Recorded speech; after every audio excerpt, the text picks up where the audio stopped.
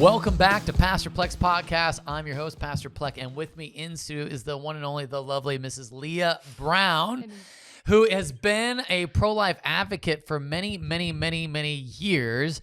And we are bringing on today to celebrate the Roe v. Wade decision that came out in support of human dignity for those made in the image of God. And I know that this is going to be controversial in and of itself, just by me even saying that little part.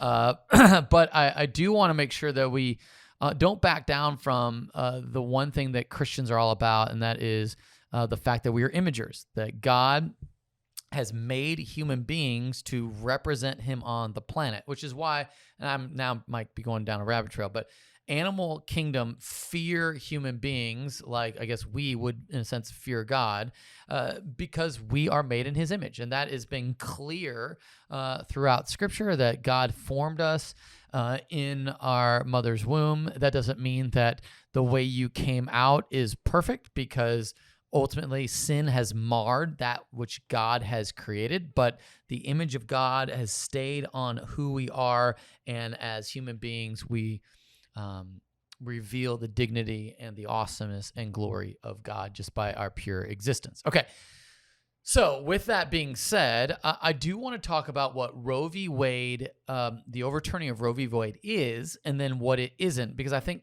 some of us are confused, and this isn't a condescending tone. This is like, I just don't think people know what exactly the overturning of Roe v. Wade and the opinion that the court wrote did. So I'm going to start here with Leah, because she is our legal expert of at least of this particular law, or probably that's not even the way to put it. This decision. Area. Yeah. So let's walk us through what did this overturning of Roe v. Wade actually do?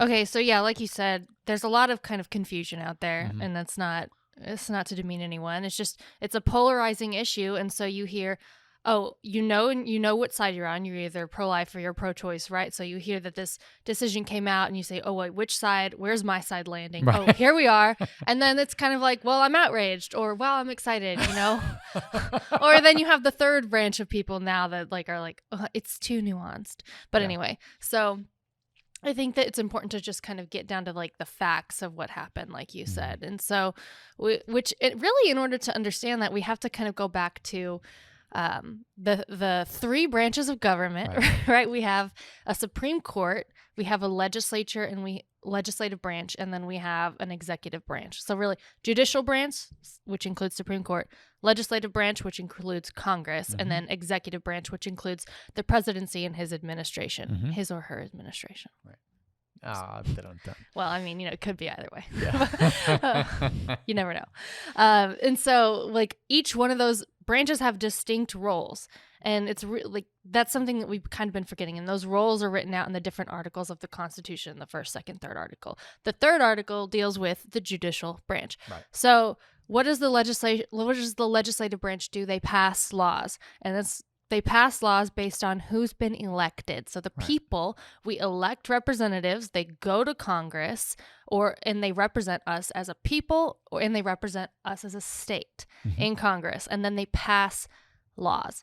Now, that's their job. And now then you have the Supreme Court, and they have a completely different job. In fact, they only have one job. One job. One job. Interpret the law to see if it's constitutional, correct? Yes. Take the law, put it up against the Constitution of the United States, which is a very important document. No, it needs to be said. Yeah, very important. We would not have this country without the Constitution. Right. We would not have a free society without the Constitution. It's very important.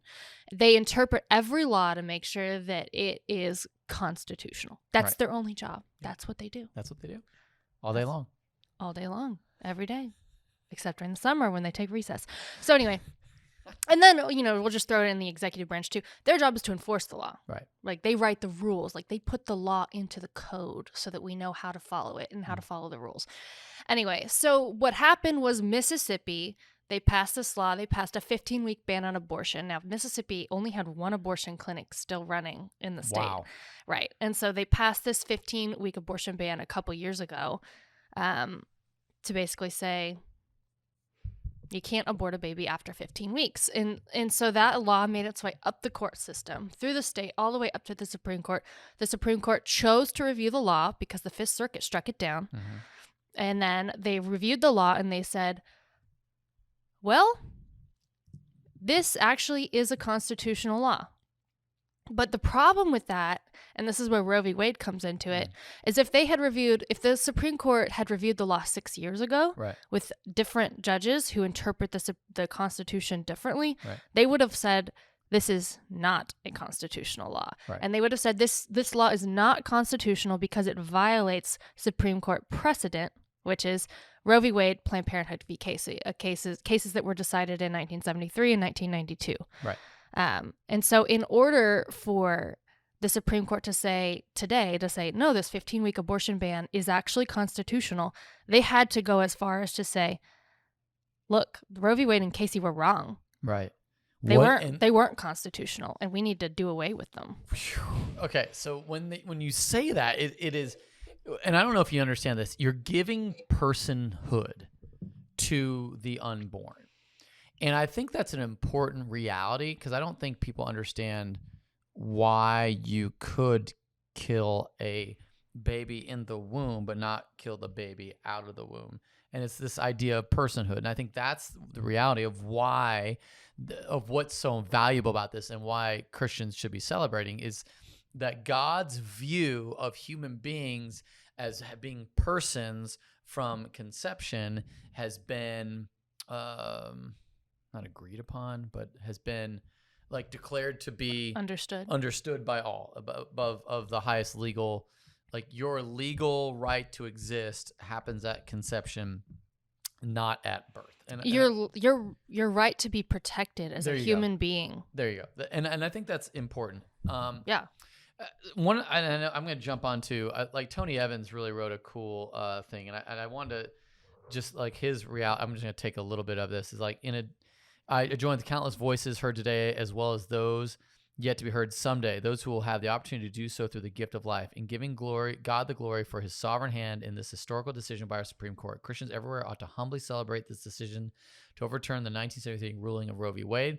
This decision removes the federal constitutional right to an abortion and returns abortion laws to states, some of which plan to restrict or ban abortion altogether. Can I stop you there? We need to expand on that. I didn't quite get to that part. I feel like that's important.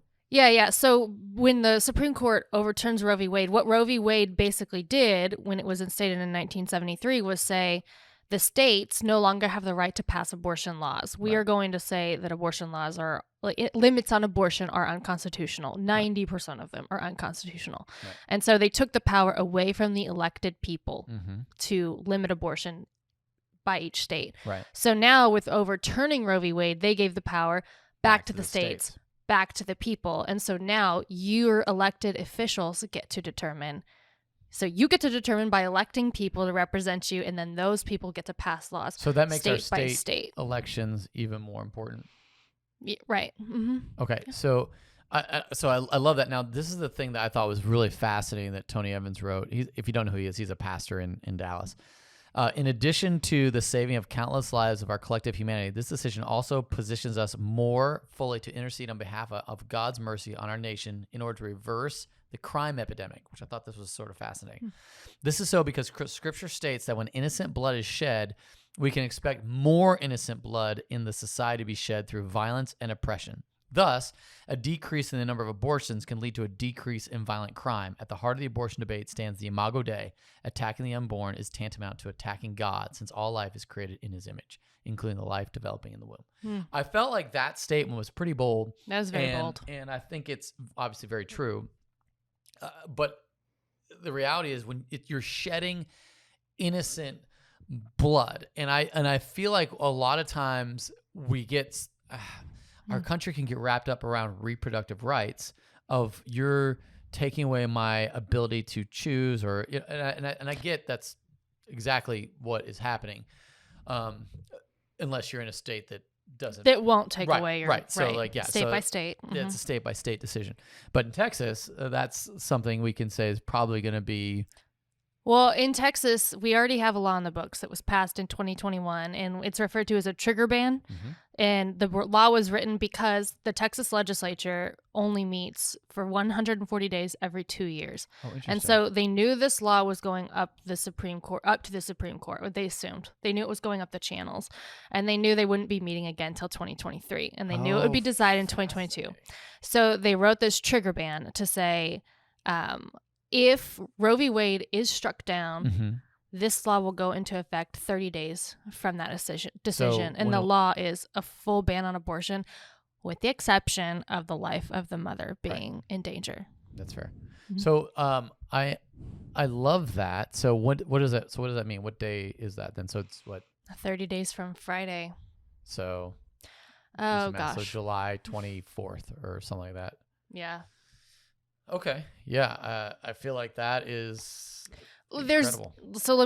There's a little bit of confusion. So I got a question from somebody that was, I read that the abortion has now been banned from conception in Texas, but I've also read something about a heartbeat bill, and I also read something about a 15-week ban. Can you explain that? Yeah. So the 15-week ban, as we already mentioned, was the Mississippi case, which worked its way through the courts, overturned Roe v. Wade, and now we get back to the states. And so what is the state doing? Texas, as I just explained, has this trigger law on the books that will go into effect in 30 days. However, Texas also passed another law. There were two big abortion laws passed in 2021.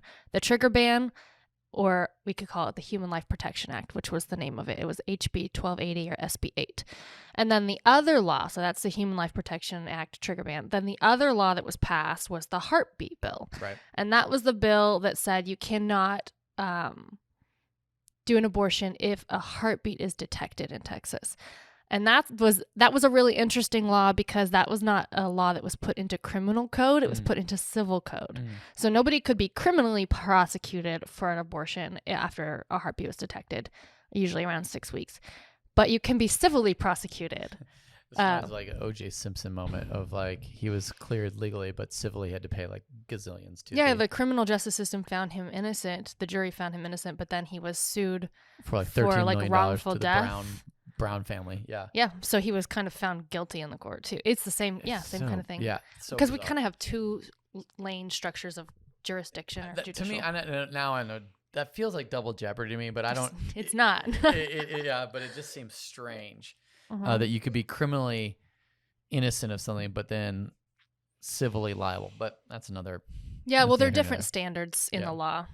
It's complicated. We don't need to get into all of it probably. But it is interesting that, yes, Texas has this heartbeat bill, this civil prosecution where actually, but I want to mention, because there's some misinformation on this out there, a woman cannot be prosecuted civilly or a woman cannot be sued civilly for the abortion. It's only people that aid and abet her. So it's really going after the doctors. Right. Which there are only a handful of abortion doctors in Texas, and they kind of travel from city to city. So like there's like maybe like 5, and like he'll do abortions in Austin on Mondays and Tuesdays, and then he'll do abortions in Dallas on Wednesdays and Thursdays, and then he'll do abortions in El Paso on Fridays. Oh, wow. Like that's how they work, right? So those are the guys that are going to get sued for doing it. I mean, everybody knows in the movement knows who they are. So anyway. Okay. Wow.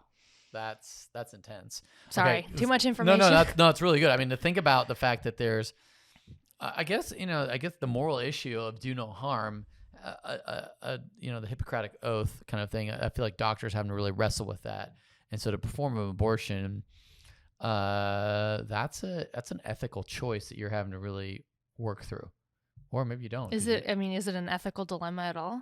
I mean, right, but like. Clearly, it is for some because they're choosing to do it. Yeah. But maybe they're like, nah, no, do it. Well, and how do you get to that point? It's the. You have to go where there is no God, right? We're just all a bunch of collection of tissue, and our ultimate purpose means nothing. Or you go, the woman's right to choose is more important, or the woman's future is more important. Well, I feel like so this is the part where I feel like it's important to talk about. Because I'm hearing a lot of the reproductive rights. You don't understand what you're doing. This is blah blah blah, and I feel like I need to hear that out because I feel like even on my social media, I got one person that said this is not a church topic; it's a healthcare topic. People living in poverty who cannot afford access to birth control, rape, ectopic pregnancy, where abortion is the medical treatment to save a woman's life, or during a failed miscarriage and more.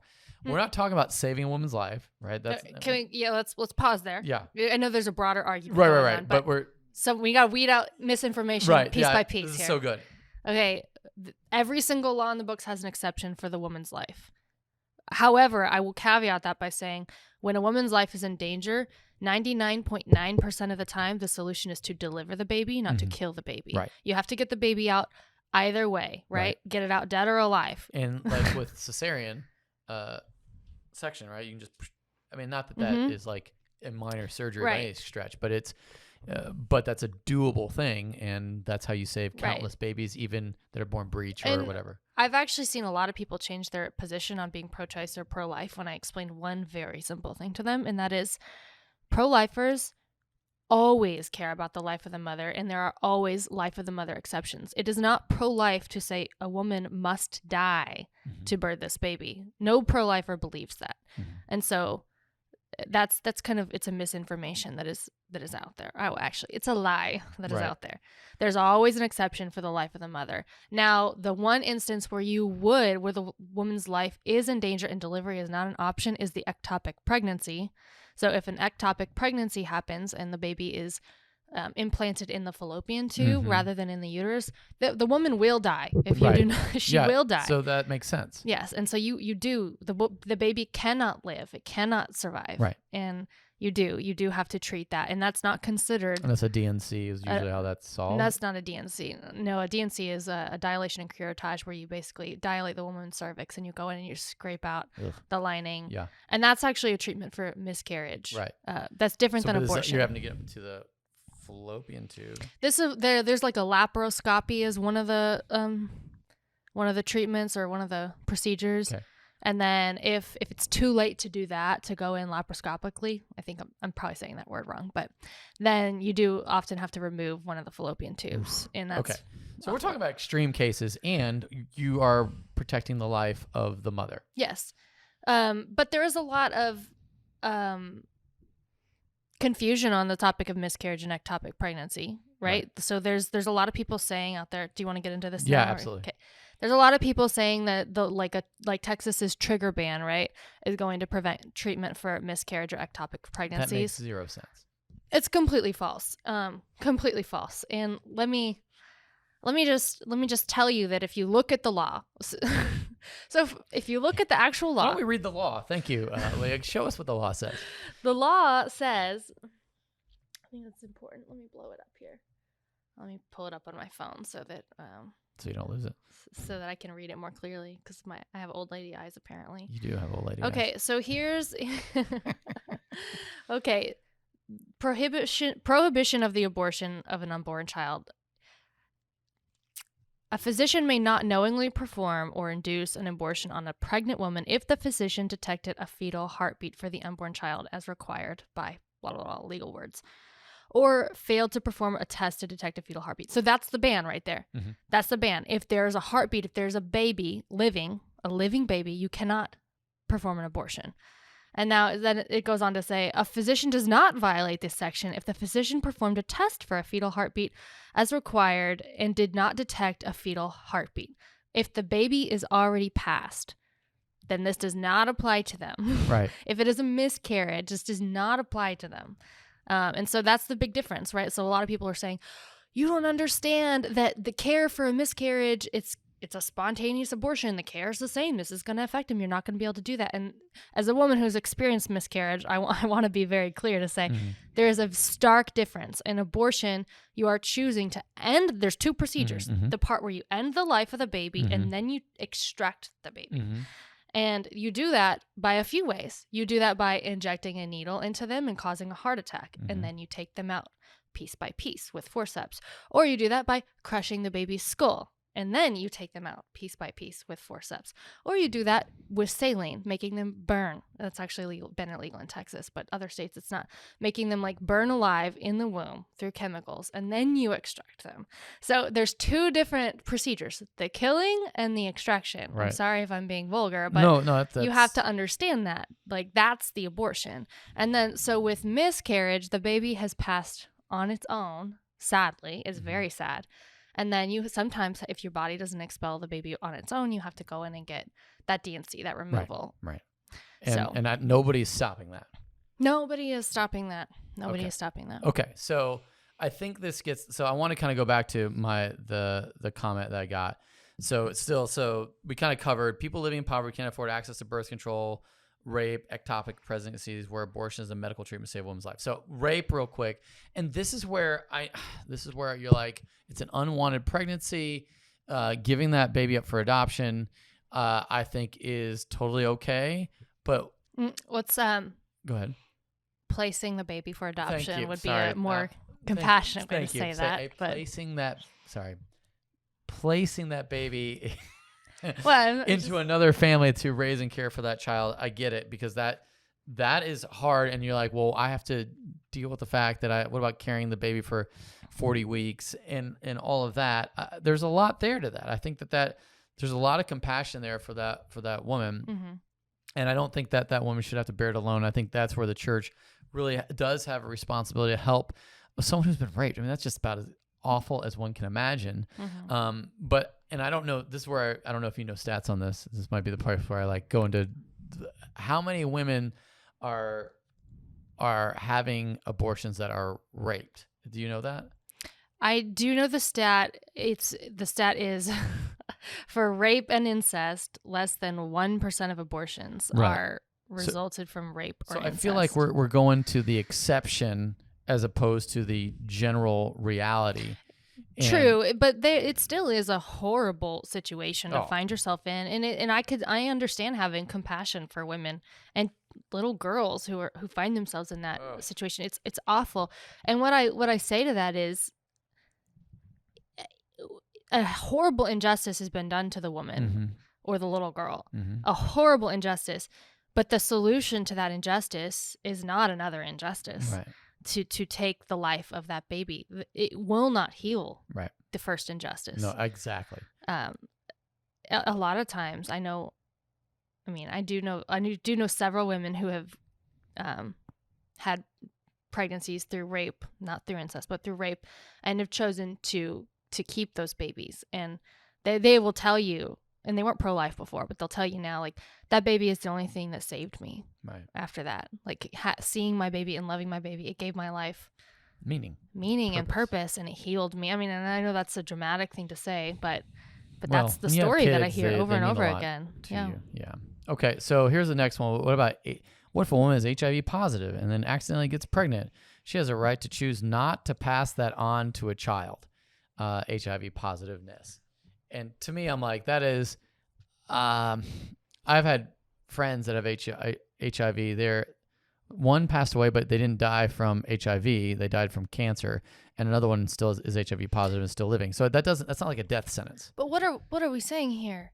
What are we saying here when we say that? That's the thing, is like, it's better for the baby never to have had a chance at living, right, than to have a chance at a difficult life. And nobody's denying that is potential for a very difficult life. Well, and I do feel like, yeah, sure. And so here's the other problem. I think so the accusation here is pro-life rulings are made by those privileged and who aren't seeing it from a stance of healthcare, period.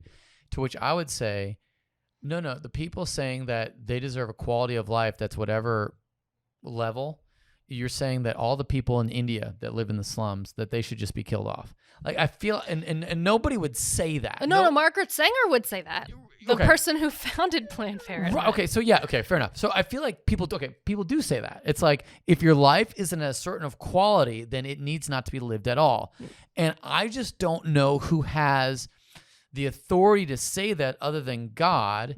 And that's why, as a Christian, I am advocating, because I don't want to take any part in ending somebody's life without that someone who has committed no crime, someone who has had no chance, somebody who has innocent human life. Innocent human life is being taken. Okay, so that's why I feel like it seems like the biggest argument against personhood for unborn children is that it costs too much, that you're putting undue cost on somebody who not might just financial cost, right? You're saying just cost, financial, but it includes that too. Yeah, financial cost, emotional cost, physical cost. There's too much cost involved. Now, And this is where I probably people might get angry, but I feel the way that people are taking this is like, did anybody care about, and this is where I don't want it to be taken the wrong way, but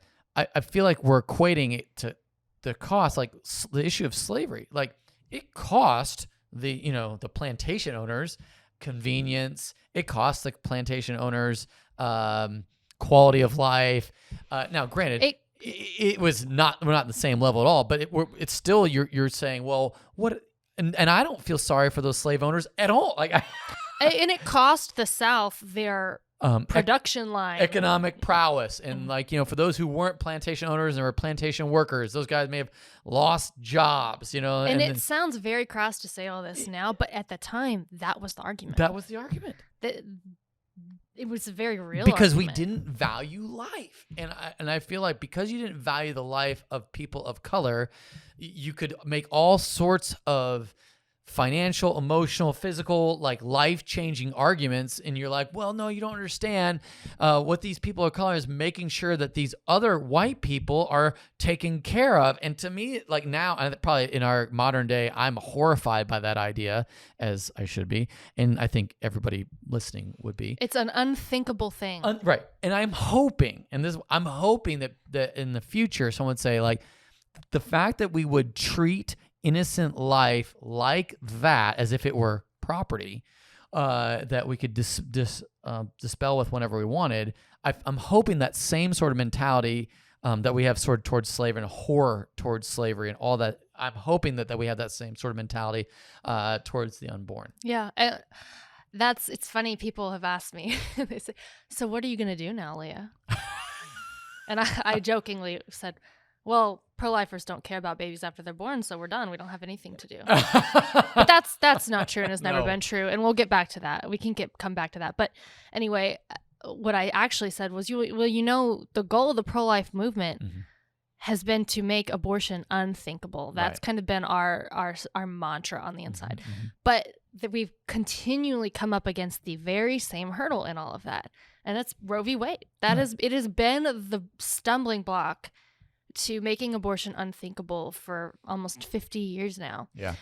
And so that's why pro-lifers are so excited about this. That's why this is a huge deal. I think it's hard to understand what a huge deal this is unless you've kind of been on the inside writing legislation and trying to craft it in a way that Justice Kennedy is not going to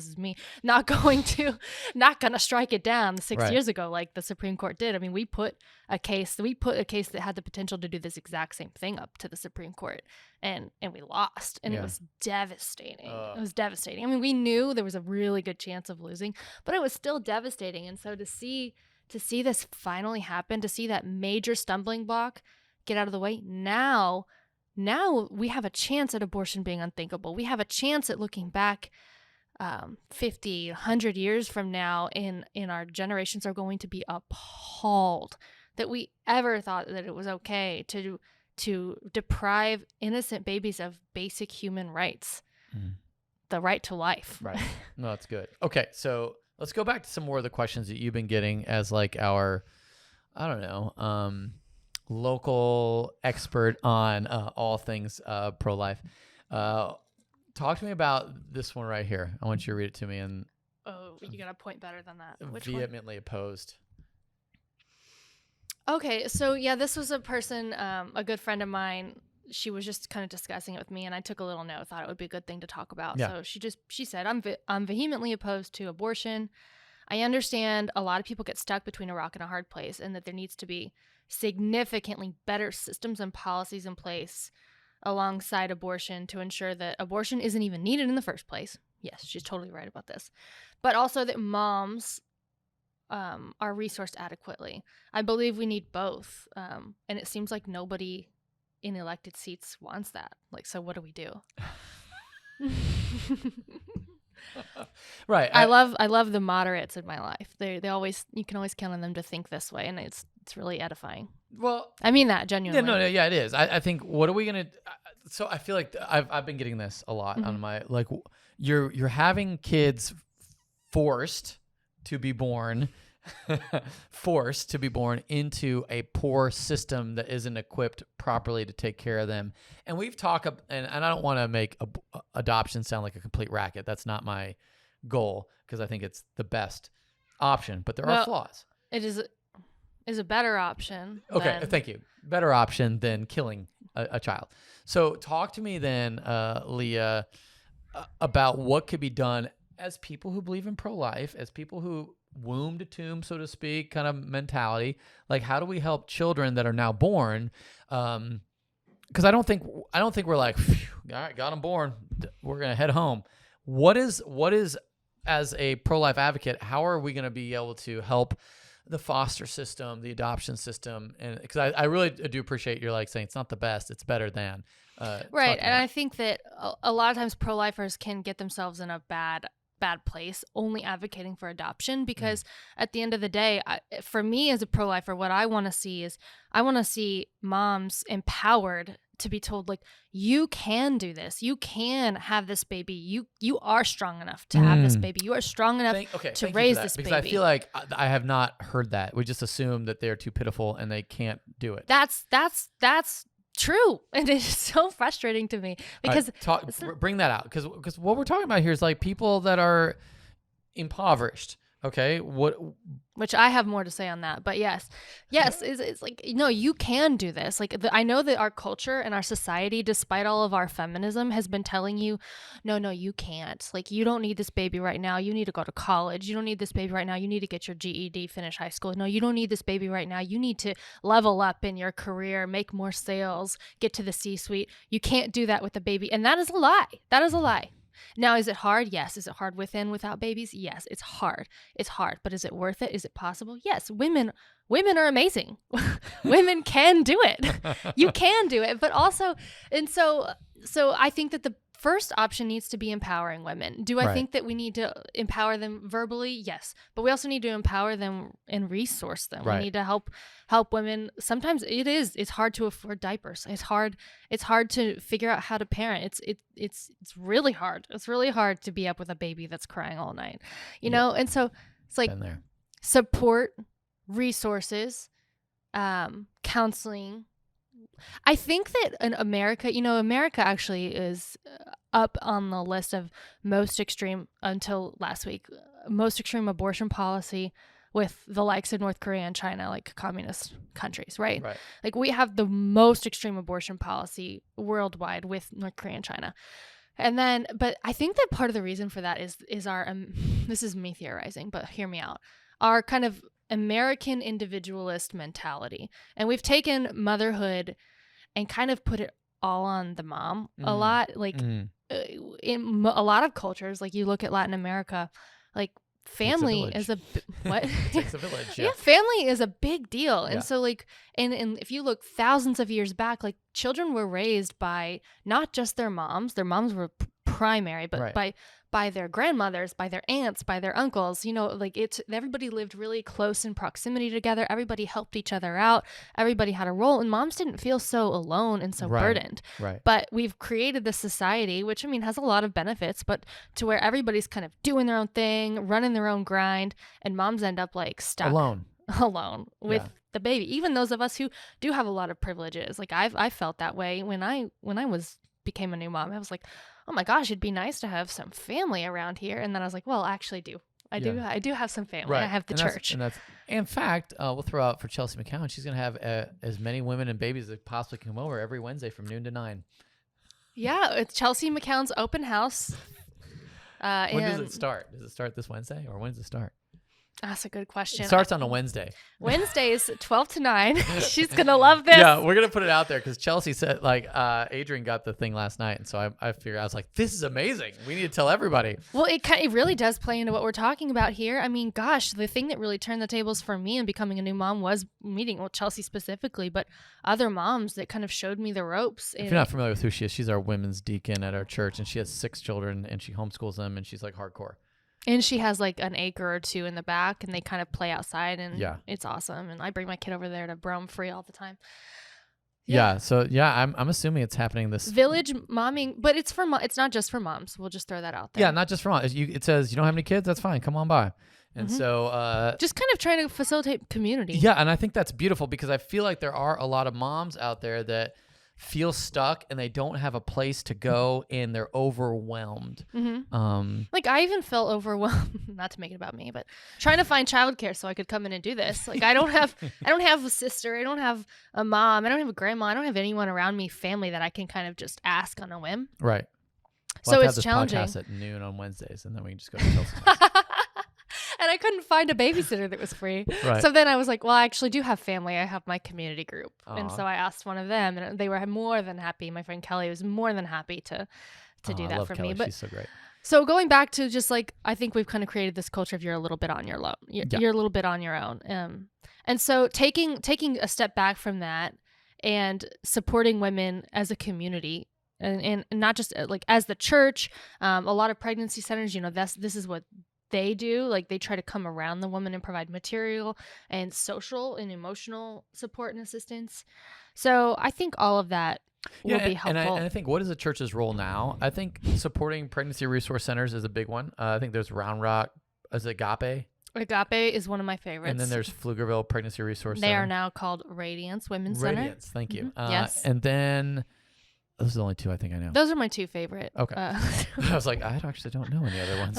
Those are good ones. Okay, so yeah, I feel like that's a place for, I'm going to specifically talk to the elders about, that would be a great place for us to send some money their way and be supportive in however we can. And is there, in general, how do you support a pregnancy resource center other than just money? Or maybe that's the biggest thing. I mean, volunteering your time is a good one. Volunteering your time to... Like, what do you do at a pregnancy? I know that sounds like a dumb question, but I've never been. You've never been? To a pregnancy resource center. I haven't. So well, you don't have a uterus, yeah. So I guess I understand that. So what do you do there other than I don't know? Do you help? What do you help? I don't know. What do you do? Sit in the waiting room? What's your role? As a volunteer, what do you do? Yeah. Well, when a woman walks into a pregnancy center, there's a lot of different things that she's met with. She's met with, lots of love and kindness, like kind of like sweet grandma love and kindness. That's what I picture, but it's not always like that. Not if I'm there, it's not sweet grandma love and kindness. They can use the help in a lot of ways, like not just like with donations, but I think that they can always take good solid donations. Yeah. But really, if you take the time to educate yourself on what it looks like to emotionally support the women that come in and follow up with them, it's a lot of like what we do here at the church. They do sonograms, so that's one kind of aspect of what. Yeah, I have thoughts on that. We won't get into it, but it's good. I mean, when you see your baby in the womb, that's like really impactful. No doubt. There's a heroicmedia.com or .org is a good place to .org. Look at their blog, and there are stories upon stories upon stories of women who find themselves in a pregnancy center because they're facing an unexpected pregnancy. And it details out like the help that they received and how they ended up choosing life because of the support from the people that were volunteering or being paid, spending their time in those centers. So that's a really good place to look. All right, I'm going to shift again. So a lot of the criticism is that, of course, this doesn't affect rich people. Rich people can just fly to California or go to New York. And so it's going to disproportionately affect those who are poor, who aren't going to have the advantage to have their reproductive care taken care of. To which I'm like, the harder you make it to kill human life, in my opinion, better. So what else would you say to that? Yeah, let me read one of my favorite comments on that I actually brought to the table for this. Okay. One of the grossest things about these trigger laws is that for well-off people, they're still going to get abortions. They'll just travel for them. This is going to disproportionately affect poor, disadvantaged, and frequently people of color. Right. And so to which I'm like... Okay. What are we saying here? What is that? What are you saying when you say that?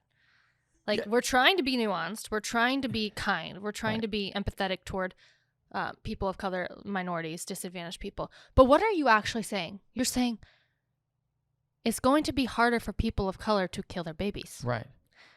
What do you why do you want that? Why do you want that? Because why do you want people of color killing their babies more? Like, let's stop and think about it. Do you know what I'm saying? No, and I'm going to get real controversial. Oh, gosh. I'm sorry. No, do but it. I mentioned this earlier. That's what Margaret Sanger, the founder of Planned Parenthood, the largest abortion provider in the nation, that's why she founded Planned Parenthood. To control people of race from propagating the race.